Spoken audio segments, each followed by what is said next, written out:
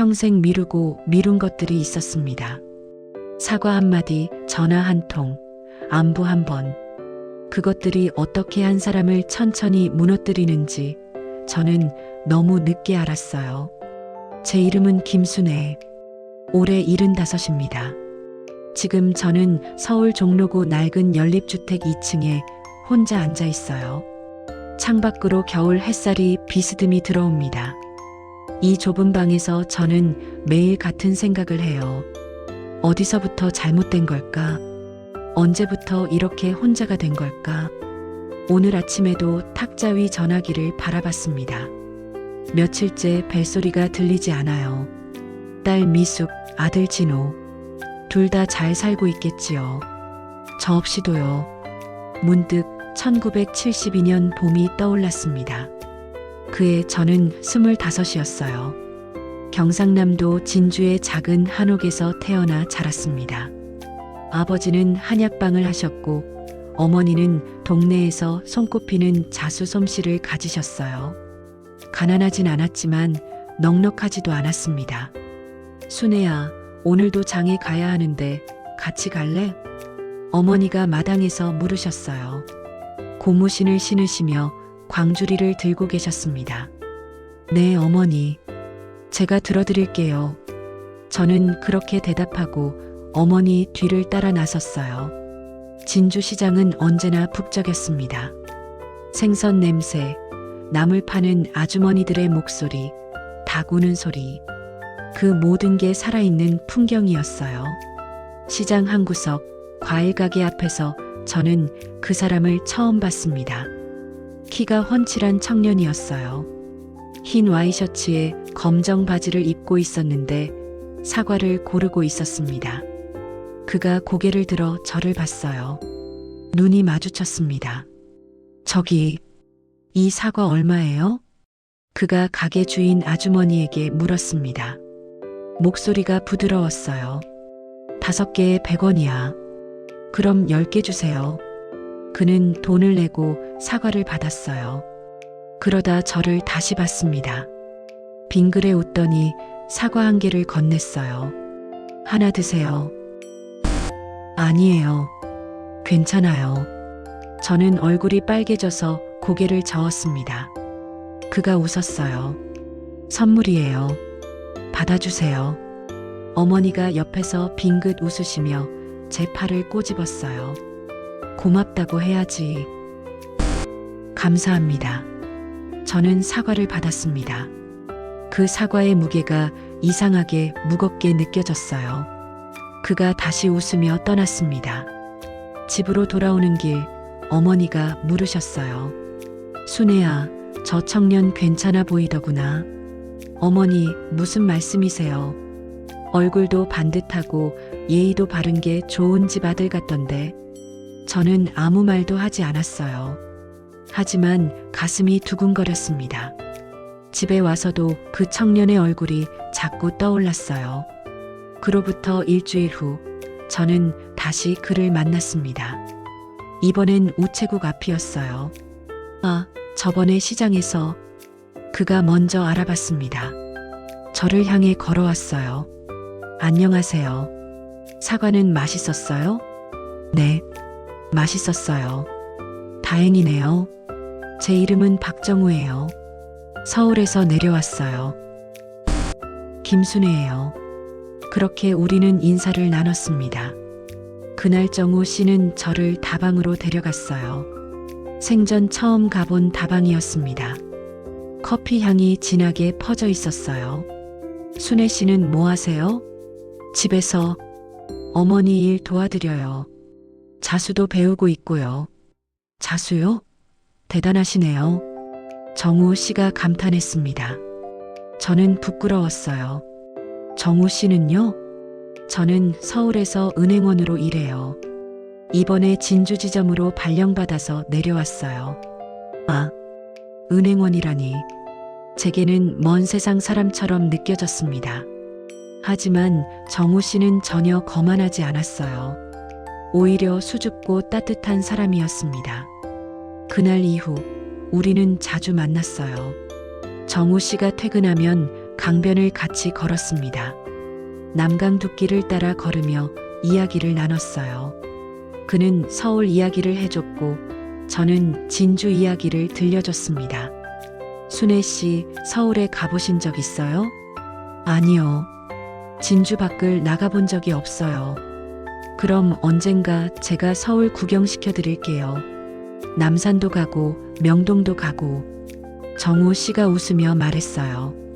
저는 그게 정말 가능할까 싶었지만 가슴 한구석이 설렜습니다. 석 달이 지났어요. 우리는 사랑에 빠져 있었습니다. 어느 날 저녁 남강둑길을 걸으며 정우 씨가 말했어요. 순애 씨, 저랑 결혼해 주시겠어요? 갑작스러운 청혼이었습니다. 저는 놀라서 그를 봤어요. 저는 서울 사람이고 순애 씨는 진주 사람이지만 그게 중요한 게 아니잖아요. 저는 순애 씨와 평생을 함께하고 싶어요. 정우 씨의 눈이 진지했습니다. 저는 눈물이 났어요. 네, 좋아요. 그렇게 우리는 약혼했습니다. 양가 부모님께 인사드리는 날 저는 떨렸어요. 정우 씨 부모님은 서울에서 내려오셨습니다. 양복 입은 아버지, 한복 차려입은 어머니, 품이 있어 보이셨어요. 우리 집에서 상을 차렸습니다. 아버지가 술을 따르시고 어머니가 음식을 내오셨어요. 분위기는 화기애애했습니다. 하지만 정우 씨 어머니가 말씀하셨어요. 순애 씨, 결혼하면 서울로 올라와야 해요. 정우가 서울에서 일하니까요. 그 말에 우리 어머니 얼굴이 굳었습니다. 그럼 순애는 저희 곁을 떠나야 한다는 말씀이신가요? 어쩔 수 없지 않겠어요. 며느리가 시댁을 따라야죠. 공기가 무거워졌어요. 아버지가 기침을 하셨습니다. 그건 좀 더 생각해 봐야 할 것 같습니다. 식사는 어색하게 끝났어요. 정우 씨 부모님이 돌아가시고 우리 집은 침묵에 잠겼습니다. 밤에 어머니가 제 방으로 오셨어요. 순애야, 정말 서울로 갈 거니? 어머니, 너 하나밖에 없는데 내가 서울 가면 나는. 어머니 목소리가 떨렸습니다. 저는 가슴이 아팠어요. 어머니, 저 정우 씨를 사랑해요. 사랑이 뭐가 중요하니? 부모 곁을 떠나는 게 효도니? 어머니가 돌아서셨어요. 문을 닫는 소리가 쿵 울렸습니다. 그날 밤 저는 잠을 이루지 못했어요. 정우 씨와 부모님 사이에서 갈등했습니다. 둘 다 소중했어요. 둘 다 포기할 수 없었습니다. 며칠 후 정우 씨를 만났어요. 순애 씨, 우리 부모님을 설득해 볼게요. 진주에서 살 수 있도록. 하지만 정우 씨 직장은 서울이잖아요. 지점을 옮기면 돼요. 제가 알아볼게요. 정우 씨가 제 손을 잡았습니다. 저는 고마웠어요. 하지만 현실은 녹록지 않았습니다. 정우 씨 부모님이 완강하게 반대하셨어요. 장남이 시골에서 살 수는 없다고요. 게다가 은행 지점 이동도 쉽지 않았습니다. 결국 1973년 봄 우리는 결혼했어요. 작은 예식장에서 소박하게 치렀습니다. 하지만 행복했어요. 정우 씨와 함께라면 어디든 갈 수 있을 것 같았습니다. 신혼여행은 부산으로 갔어요. 바다를 처음 봤습니다. 파도 소리가 신기했어요. 정우 씨가 제 손을 잡고 모래사장을 걸었습니다. 순애야, 행복하지? 네, 정말 행복해요. 나도 평생 이렇게 행복하게 해줄게. 그 약속이 얼마나 지켜질지 그때는 몰랐습니다. 신혼여행에서 돌아와 짐을 쌌어요. 서울로 가는 날이었습니다. 어머니가 방 한구석에 앉아 계셨어요. 아무 말씀도 하지 않으셨습니다. 어머니, 저 갑니다. 그래, 자주 내려올게요. 전화도 드릴게요. 그래라. 어머니는 저를 보지 않으셨어요. 등만 보이셨습니다. 저는 가슴이 찢어지는 것 같았어요. 하지만 정우 씨가 기다리고 있었습니다. 어머니, 건강하세요. 가거라. 저는 집을 나섰습니다. 대문을 나서며 뒤를 돌아봤어요. 어머니가 마당에 서 계셨습니다. 손수건으로 눈을 닦고 계셨어요. 가슴이 아팠습니다. 하지만 발걸음을 돌릴 수 없었어요. 정우 씨가 제 가방을 들고 기다리고 있었으니까요. 기차를 탔습니다. 진주역에서 서울로 가는 완행열차였어요. 창밖으로 고향이 멀어졌습니다. 익숙한 풍경들이 하나씩 사라졌어요. 괜찮아? 정우 씨가 물었습니다. 네, 괜찮아요. 하지만 괜찮지 않았어요. 눈물이 났습니다. 고향을, 부모님을 떠나는 게 이렇게 슬플 줄 몰랐어요. 서울에 도착했을 때는 저녁이었습니다.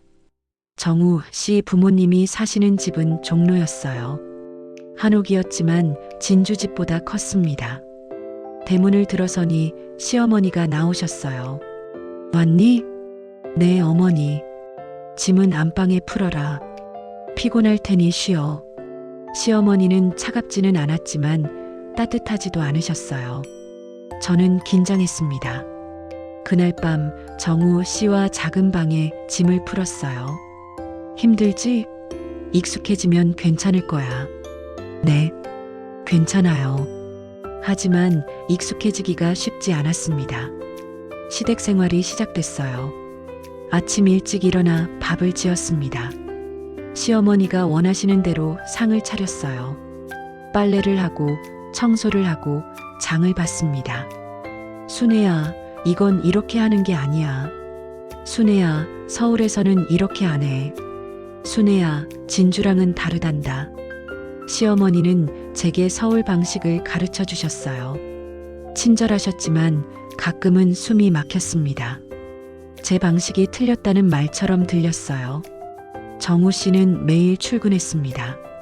아침 일찍 나가서 저녁 늦게 돌아왔어요. 집에 오면 피곤해했습니다. 여보, 오늘 어땠어? 응, 괜찮아. 피곤해서 그래. 대화가 짧아졌어요. 신혼 때의 설렘이 조금씩 식어갔습니다. 그러던 어느 날 진주에서 전화가 왔습니다. 아버지였어요. 순애야, 어머니가 편찮으시다. 네, 무슨 일이세요? 감기가 독감으로 번졌어. 병원에 입원하셨어. 가슴이 철렁했습니다. 아버지, 제가 내려갈게요. 아니야. 괜찮아. 곧 나아지실 거야.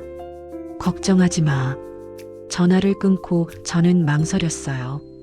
내려가야 할까 말아야 할까? 정우 씨에게 말했습니다.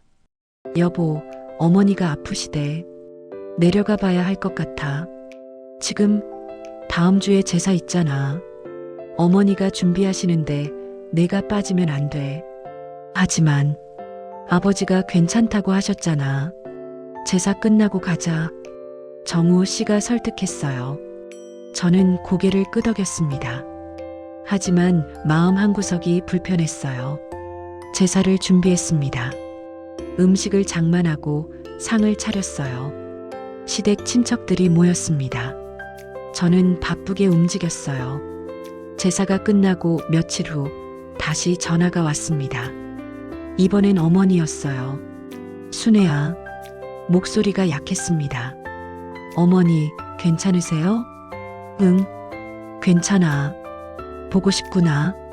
저도요. 곧 내려갈게요. 그래, 기다릴게. 전화를 끊었어요. 가슴이 답답했습니다. 당장 내려가고 싶었어요. 하지만 또 일이 생겼습니다. 시댁 대청소를 해야 했어요. 시어머니가 친척들을 초대하신다고요. 저는 며칠간 청소와 준비에 매달렸습니다. 그렇게 한 달이 지났어요. 그리고 어느 날 아침 전화벨이 울렸습니다. 아버지였어요. 순애야, 목소리가 떨렸습니다. 어머니가 어젯밤에 돌아가셨다. 세상이 멈췄습니다. 네, 어제 저녁에 갑자기 악화되셔서 병원으로 옮겼는데 새벽에 돌아가셨어. 전화기를 놓쳤어요. 바닥에 떨어진 수화기에서 아버지 목소리가 들렸습니다. 순애야, 순애야. 저는 그 자리에 주저앉았습니다. 어머니가 돌아가셨어요. 제가 곁에 없는 사이에 장례식장으로 달려갔습니다. 정우 씨와 함께 기차를 타고 진주로 내려갔어요. 가슴이 찢어지는 것 같았습니다. 장례식장에 도착했을 때 어머니는 이미 영정 사진 속에 계셨어요. 그 따뜻한 미소로 저를 보고 계셨습니다. 어머니, 저는 영정 앞에 무릎을 꿇었어요. 울었습니다. 목이 터져라 울었습니다. 왜 진작 오지 않았을까? 왜 전화만 받고 내려오지 않았을까? 왜 시댁일이 더 중요하다고 생각했을까? 아버지가 옆에 앉으셨어요. 순애야, 어머니가 내 얘기를 많이 하셨어. 순애 보고 싶다고, 순애 목소리 듣고 싶다고. 칼로 가슴을 도려내는 것 같았습니다. 제가 못난 딸이에요, 아버지. 아니야. 내 탓이 아니야. 하지만 제 탓이었어요. 제가 선택한 거였습니다. 시댁을, 남편을 우선으로 한 것, 친정 어머니를 뒷전으로 미룬 것, 장례를 치렀습니다. 3일장이었어요. 조문객들이 다녀갔습니다. 저는 상주로 앉아 있었지만 정신이 없었어요. 장례가 끝나고 서울로 돌아왔습니다.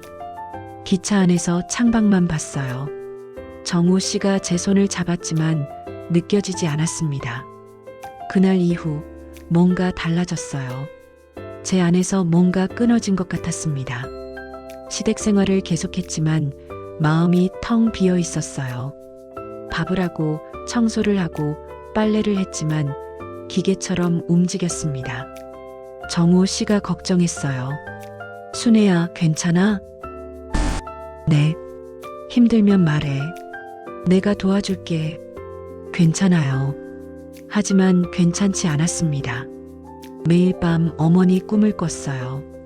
어머니가 저를 부르는 꿈, 손을 뻗어도 닿지 않는 꿈. 그로부터 2해가 흘렀습니다. 1975년 여름 딸이 태어났어요. 축하해요. 건강한 딸입니다. 간호사가 아기를 안겨줬어요. 작고 따뜻한 생명이었습니다. 저는 그 아이를 보며 처음으로 웃었어요. 어머니가 돌아가신 후 처음으로요. 이름은 뭐라고 할까? 정우 씨가 물었습니다. 미숙이요. 박미숙. 좋은 이름이네. 미숙이를 키우며 조금씩 살아났어요. 아기의 웃음소리가 집안을 채웠습니다. 시어머니도 손녀를 예뻐하셨어요. 하지만 육아는 쉽지 않았습니다. 밤에 아기가 울면 일어나야 했어요. 잠을 제대로 못 잤습니다. 낮에는 시어머니 시중을 들어야 했고요. 순애야, 아기 울음소리 좀 작게 해라. 내 아버님이 쉬셔야 하는데. 네, 어머니. 아기를 안고 밖으로 나갔어요. 겨울바람이 차가웠습니다. 미숙이가 울었어요. 저도 울고 싶었습니다. 2년 후 아들이 태어났습니다. 진우였어요. 시댁에서 기뻐하셨어요. 아들을 낳았으니까요. 잘했어, 순애야. 대를 이었구나. 시어머니가 만족하셨습니다. 하지만 저는 기쁘기보다 두려웠어요. 아이 둘을 키워야 한다는 게요. 정우 씨는 더 바빠졌습니다. 은행 일이 많아졌대요. 승진도 했습니다. 집에 오는 시간이 더 늦어졌어요. 저는 혼자 아이들을 키웠습니다. 기저귀를 갈고 밥을 먹이고 재웠어요. 시어머니는 도와주기보다 감시하셨습니다. 순애야, 미숙이 그렇게 안으면 버릇 나빠. 순애야, 진호 기저귀 자주 갈아줘야지. 순애야, 아이들 울음소리가 너무 크다. 매일 지적받았어요. 저는 점점 지쳐갔습니다. 어느 날 밤 아이들을 재우고 부엌에 앉았어요. 창밖을 봤습니다. 달이 떠 있었어요. 문득 진주가 그리웠습니다. 어머니가 그리웠어요. 아버지는 혼자 계실 텐데, 연락드려야 하는데, 하지만 전화할 시간도 기력도 없었습니다. 내일 하지 뭐. 그렇게 또 미뤘어요. 내일, 모레, 다음 주. 계속 미뤘습니다. 세월이 흘러 1980년대가 되었습니다. 아이들이 학교에 다니기 시작했어요. 미숙이는 초등학교 2학년, 진호는 유치원생이 됐습니다. 아침마다 아이들 도시락을 쌌어요. 학교에 보내고 시장을 보고 집안일을 했습니다. 저녁에 아이들이 돌아오면 숙제를 봐줬어요. 하루하루가 전쟁 같았습니다. 정우 씨와는 대화가 더 줄었어요. 밤에 같은 방에 누워도 남 같았습니다. 여보, 요즘 어때? 그냥 별일 없어? 힘들지? 다들 이렇게 사는 거 아니에요? 냉랭한 대답이었어요. 정우 씨가 한숨을 쉬었습니다. 저도 한숨이 나왔어요. 그러던 어느 날 진주에서 또 전화가 왔습니다. 친척 언니였어요. 순애야, 아버지가 많이 편찮으시대. 네, 무슨 일이세요? 중풍이 오셨어. 병원에 계시는데 내려와 봐야 할 것 같아. 또다시 가슴이 철렁했습니다. 하지만 이번에는 내려갔어요. 정우 씨를 설득했습니다. 여보, 아버지 뵈러 가야겠어요. 그래, 다녀와. 아이들을 시어머니께 맡기고 혼자 기차를 탔습니다. 진주로 가는 길이 너무 멀게 느껴졌어요. 병원에 도착했을 때 아버지는 침대에 누워 계셨습니다. 얼굴이 많이 여위셨어요. 아버지. 순애야. 아버지가 저를 보시며 미소 지으셨어요. 한쪽 입이 비틀어져 케이 계속 있었습니다. 아버지, 왜 이렇게 되셨어요? 괜찮아. 나이가 드니까. 손을 잡았어요. 뼈만 남은 손이었습니다. 눈물이 났어요. 아버지, 제가 더 자주 올게요. 그래, 고맙다. 병원에서 며칠 간호했습니다. 밥을 먹여드리고 몸을 닦아드렸어요. 아버지는 말씀이 없으셨지만 제 손을 꼭 잡고 계셨습니다. 하지만 일주일 후 서울로 돌아가야 했어요. 아이들이 기다리니까요. 아버지, 제가 다시 올게요. 그래, 조심해서 가거라. 병원을 나서며 뒤를 돌아봤어요. 아버지가 창문 너머로 저를 보고 계셨습니다. 손을 흔드셨어요. 저도 손을 흔들었습니다. 그게 아버지를 본 마지막이었어요. 한 달 후 아버지가 돌아가셨습니다. 중풍이 재발하셨대요. 다시 진주로 내려갔습니다. 또 장례식장, 또 영정사진. 이번에는 울지 못했어요. 눈물도 나오지 않았습니다. 그냥 멍하니 앉아 있었어요.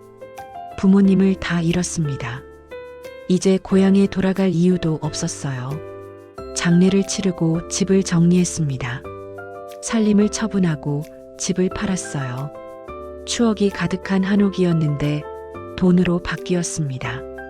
서울로 돌아왔을 때 저는 뿌리 뽑힌 나무 같았어요. 어디에도 속하지 못한 사람 같았습니다. 아이들은 계속 자랐어요. 미숙이는 중학생이 되었고 진호는 초등학생이 됐습니다. 저는 그저 하루하루를 살았어요. 그런데 어느 날 미숙이가 말했어요. 엄마, 나 친구 집에서 자고 올게. 그래. 엄마는 항상 그렇게만 대답하네. 관심도 없으면서. 미숙이가 투덜거렸습니다. 뭐라고? 아무것도 아니에요. 딸이 돌아섰어요. 문을 쾅 닫고 나갔습니다. 저는 그 자리에 서 있었어요. 가슴이 뜨끔했습니다. 관심이 없다고? 그게 아닌데. 그냥 표현할 줄 몰랐을 뿐인데. 하지만 사과하지 않았어요. 다음에 하지 하고 미뤘습니다. 또 그 미루는 습관이었어요. 세월이 더 흘렀습니다. 미숙이가 대학에 갔어요. 진호도 고등학생이 됐습니다. 정우 씨는 은행 지점장이 됐어요. 우리 가족은 겉으로는 잘 사는 것처럼 보였습니다. 하지만 속은 텅 비어 있었어요. 각자의 방에서 각자 시간을 보냈습니다. 저녁 식사도 함께 하지 않았어요. 모두 바빴으니까요. 1995년 미숙이가 취직했어요. 회사원이 됐습니다. 기쁜 일인데 기쁘지 않았어요. 엄마, 나 회사 기숙사로 들어갈 거야. 그래. 여기서 출퇴근하면 너무 멀거든. 그래. 엄마는 항상 그래. 무슨 말을 해도 그래만 하잖아. 미숙이가 울먹였어요. 미숙아. 됐어요. 나갈게요. 딸이 짐을 쌌습니다. 저는 도와주지 못했어요. 뭐라고 말해야 할지 몰랐습니다. 딸이 집을 떠났어요. 방이 하나 텅 비었습니다. 진호도 대학에 갔어요. 서울이 아닌 부산으로요. 왜 굳이 부산으로 가니? 정우 씨가 물었습니다. 서울은 답답해요. 진호가 대답했어요. 저를 보지 않고요. 아들도 떠났습니다. 집이 더 넓어졌어요. 아니, 더 텅 비었어요. 그로부터 몇 년 후 정우 씨가 정년퇴직했습니다. 2010년이었어요. 이제 집에서 쉬어야겠어. 정우 씨가 말했습니다. 하지만 쉬는 게 아니라 무료해 하셨어요. 매일 TV만 봤습니다. 저는 여전히 집안일을 했어요. 그게 제 일이었으니까요. 어느 날 정우 씨가 말했어요. 순애야, 우리 여행이나 갈까? 여행요? 응. 둘이서. 신혼여행 이후로 제대로 못 갔잖아. 지금 나이에 무슨 여행이에요. 나이가 무슨 상관이야. 하지만 저는 거절했어요. 그냥 귀찮았습니다. 정우 씨와 단둘이 있는 게 불편했어요. 정우 씨 얼굴이 어두워졌습니다. 그 후로 말이 더 없어지셨어요. 2015년 정우 씨가 쓰러지셨습니다. 심근경색이었어요. 병원으로 달려갔어요. 의사가 나와서 말했습니다. 다행히 살아나셨습니다. 하지만 앞으로 조심하셔야 해요. 정우 씨는 병실 침대에 누워 계셨어요. 산소 마스크를 쓰고 있었습니다. 여보, 제가 손을 잡았어요. 정우 씨가 눈을 떴습니다. 미안해. 무슨 말씀이에요? 제가 더 미안해요. 하지만 진심이었을까요? 저는 잘 모르겠어요. 퇴원하고 집에서 간호했습니다. 약을 챙겨드리고 식단을 관리했어요. 그게 아내의 도리였으니까요. 하지만 마음이 담기지 않았습니다. 의무감으로 했어요. 정우 씨도 아셨던 것 같아요. 아무 말씀하지 않으셨지만 눈빛이 슬펐습니다. 그리고 2018년 겨울 정우 씨가 다시 쓰러지셨어요. 이번에는 돌아오지 못하셨습니다. 장례식장에서 저는 상주로 앉아 있었어요. 미숙이와 진호가 옆에 있었습니다. 하지만 우리는 대화하지 않았어요. 조문객들이 다녀갔습니다. 정우 씨 직장 동료들, 친척들, 그분들이 위로했어요.